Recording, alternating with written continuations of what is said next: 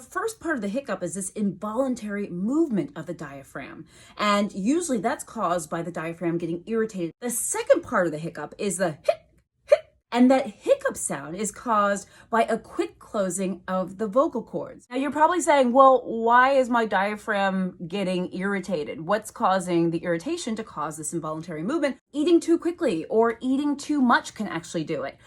Eating hot or spicy foods, drinking carbonated beverages, drinking alcohol can do it. Feeling anxious, nervous, or excited, a bloated stomach. Of course, there are certain medications can do it. And some people have certain underlying medical conditions that can cause this. There are also situations where, say, abdominal surgery can contribute to hiccups and things of that nature.